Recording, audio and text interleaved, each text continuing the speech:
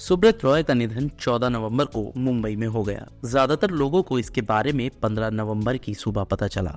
नींद से उठते ही ये खबर जानकर हैरानी हुई, इसलिए कि लोगों को ये पता नहीं था कि वे बीमार थे और मुंबई के एक बड़े हॉस्पिटल में भर्ती थे।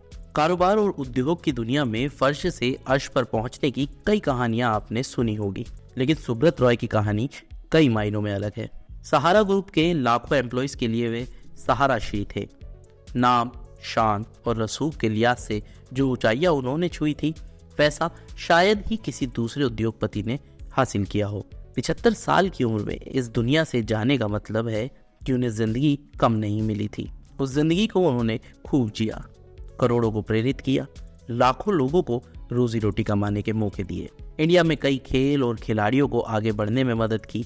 लेकिन सेबी से टकराने के बाद ये मामला सुप्रीम कोर्ट पहुंचा। फिर सुब्रत रॉय के अश्वमेध यज्ञ के घोड़े की रफ्तार थम गई। बिहार के एक छोटे शहर में जन्मे रॉय की शुरुआती पढ़ाई कोलकाता में हुई, लेकिन करियर की शुरुआत उन्होंने गोरखपुर से की। कई छोटे मोटे काम करने के बाद उन्होंने नॉन बैंकिंग फाइनेंस कंपनी की शुरुआत की। कुछ ही सालों में सहारा फाइनेंस का नाम गांव से लेकर शहर में घर घर पहुंच गया। सरकारी और प्राइवेट बैंक लोगों को जो सुविधा देने में नाकाम थे, वो सुविधा सहारा फाइनेंस ने लोगों को दी। खासकर दिन भर में 100-200 रुपए कमाने वाले लोगों को रोजाना 20 से 40 रुपए बचाने के मौके दिए। पहले लाखों और फिर करोड़ों लोगों ने सहारा की मदद से रोजाना बचत की अपनी आदत बना ली। सहारा फाइनेंस और उसकी सब्सिडियरी कंपनियों ने लोगों को तय समय पर बचत के पैसे लौटाए। लोगों का भरोसा जमता गया और सुब्रत रॉय का कारोबारी साम्राज्य बढ़ता गया। तब एनबीएफसी के लिए आरबीआई के नियम आज जितने सख्त नहीं थे।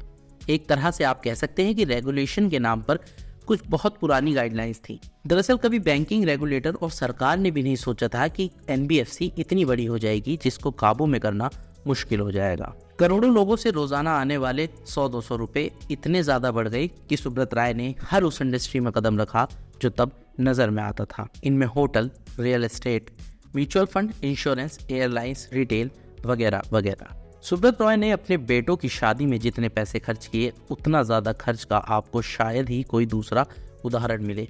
बताया जाता है कि ये खर्च 500 करोड़ रुपए से ज्यादा था।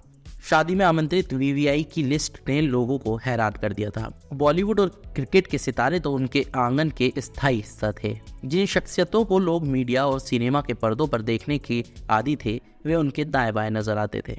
ये किसी भी आम व्यक्ति को सुब्रत राय के रसूख का अंदाजा लगाने को मजबूर कर देता था।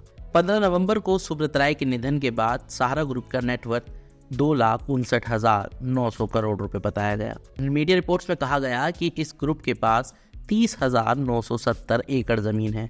ये आंकड़े सहारा ग्रुप की वेबसाइट से लिए गए हैं। इसमें सहारा ग्रुप के इन्वेस्टर्स और कस्टमर्स की संख्या 9 करोड़ बताई गई है। ये आंकड़े तब के हैं जब पिछले करीब 10 साल से कानूनी लड़ाई में फंसने के बाद सहारा समूह ढलान पर था। सुब्रत राय फर्श से अर्श पर पहुंचने की ऐसी कहानी के प्रतीक थे जिसके बारे में अक्सर लोगों के बीच बातें होती थी। वे अक्सर चर्चा में रहते थे। सुब्रत राय के निधन के बाद सहारा इंडिया ने एक बयान जारी किया। इसमें कहा गया, Sahara sir ji an inspirational leader and visionary.